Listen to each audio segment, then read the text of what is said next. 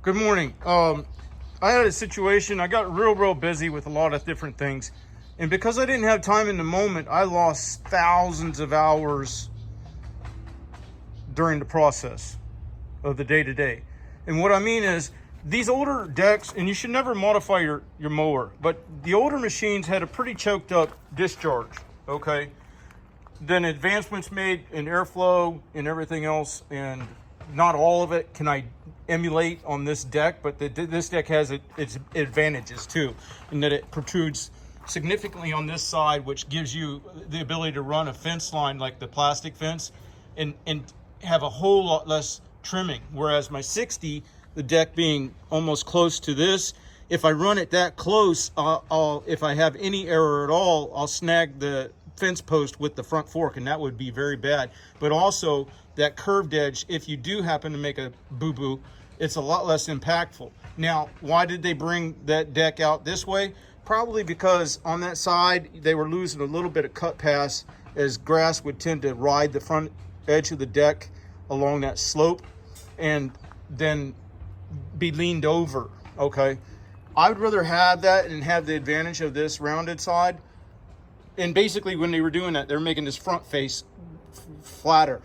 And I think because, once again, then it lets the grass be brushed and then reflex and then be hit by the blades.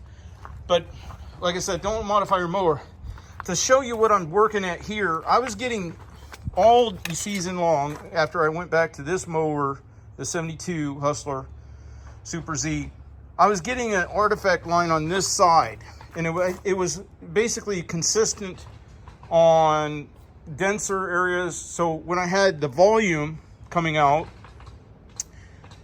with that choked up discharge, what would happen is it would leave kind of a straggle line right about here, okay? Now you couple the choked discharge with the thicker grass, with the fact that this machine was brought to me, you know, with age and damage, and this back baffle is leaned out, so you lose some airflow that you really need in that circumstance right here at the discharge.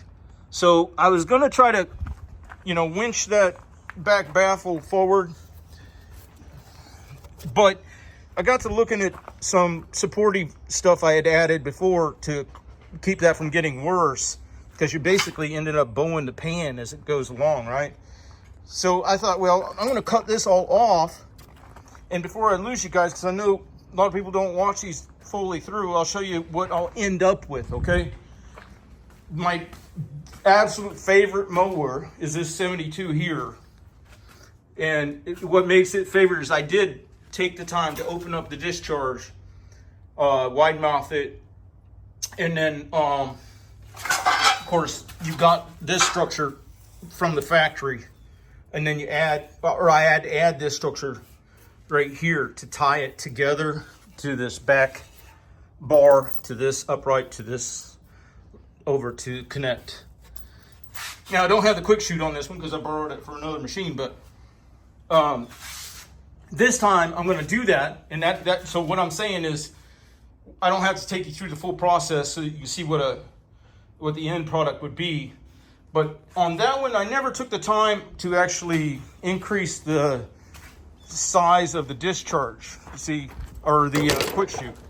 But it's quite easy, in my opinion, to do as I see it, because this is basically like either it's UHMW material or polycarbonate or one of those two. But the way that I'm going to make it so that it still gives you approximately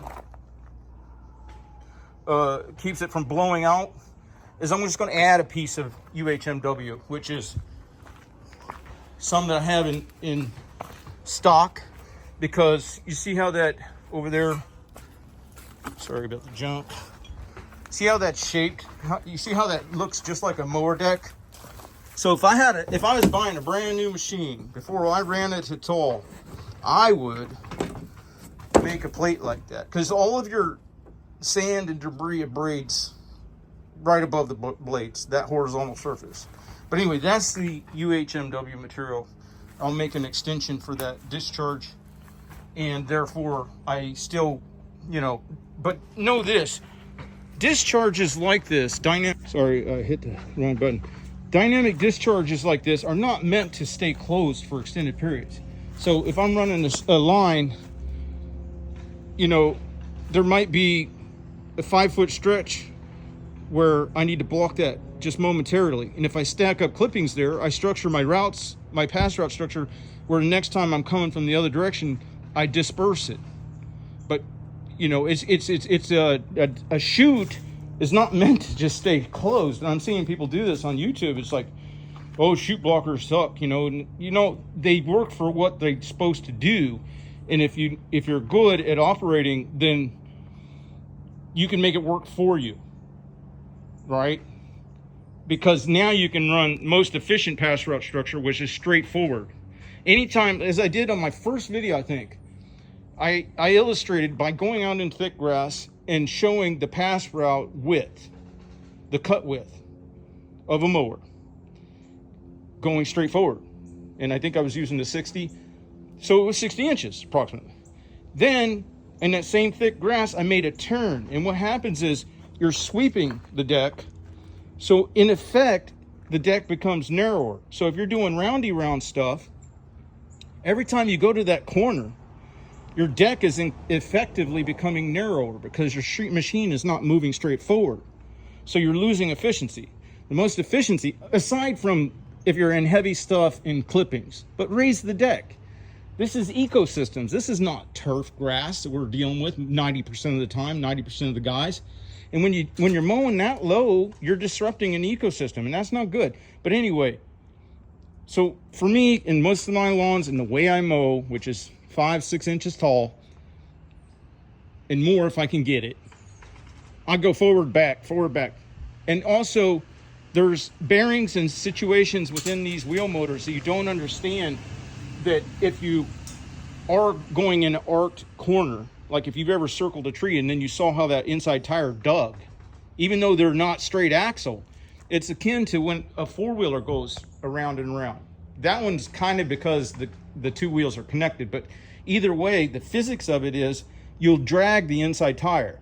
That puts excess forces on your bearings in your wheel motors. Whereas when you get to the end of a pass and you pirouette, you pivot, kind of like what I was talking about the other day on reluctance to rotate, those load forces are not nearly as high because one wheel motor is going forward and the other one's going backwards, versus when you ring a tree or something, it's pulling, it's driving on the outside tire and it's drawing laterally on the inside tire, because that's what it has to do. So yeah, and anytime you really want to know, hey, what's putting more stress and load forces into my hydros, just listen to them. You'll know. When you hear the moaning and whining and blah blah blah, I think they all do it to some degree, then you become pretty keen to understand what is and what isn't putting load forces into your hydro system. And when you're not putting load forces into your hydro system, you're also not putting traction into the turf, which is beneficial in its own right. So I got to come along to draw it forward to perpendicular to that back baffle. Sorry, camera work. I'm on my own here. And that's to the trailer. It's kind of acting like a frame jig.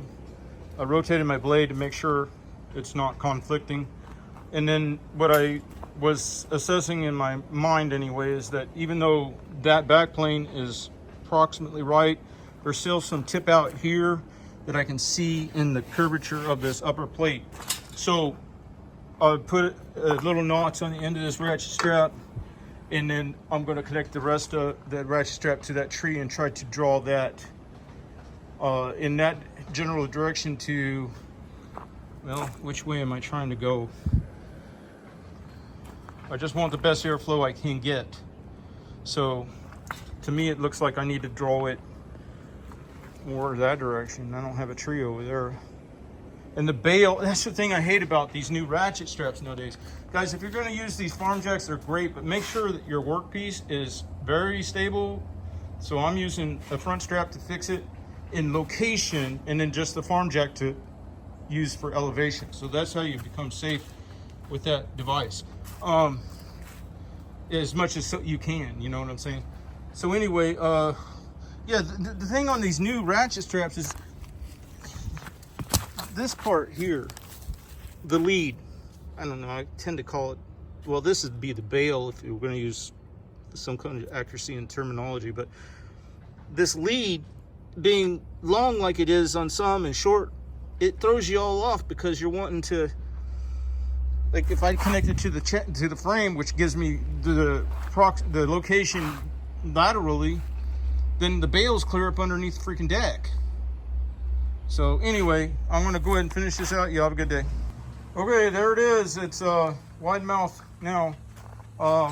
Waiting for everything to cool. There was a lot of paper thin welding going on, especially back here. So no, it's not pretty. But structurally, it's good enough because I mow my lawn so friggin' high for environmental reasons that the chances of me tagging this back baffle edge and drawing it out is not that high. So I'm hoping that I've gotten my geometries where I can maintain the velocity of airflow on this discharge side, because like I said, I think the problem with that artifact line was a component of three things. Volume, because it was only expressing on high volume, or if I was running this side in the valley, so there wasn't as much airflow, and discharge being too small, because these mowers were, you know, originally this is old enough of the Hustler brand where the concept of going out and mowing 40, 30, 40, 50 yards, it wasn't really what the build was geared towards. I don't think. Structurally, yes. I mean, this was a machine you would use it all over, pushing things, and it was so heavy and overbuilt that I'm not seeing how it was built specifically for yard to yard to yard to yard to yard. So anyway, that chute was too choked for most conditions in most people's areas and everything. So, and then the other component that was, I think, detrimental was that rear baffle that was, somebody tagged it past and leaned it away from that edge of the deck. So then it was letting material fall out faster than it should have and go to the backside of the deck when it should have been coming out here or staying up in the airstream. And instead it was laying down the grass that was supposed to get cut because of that extra material. All right, don't ever modify your mower. Y'all have a good day.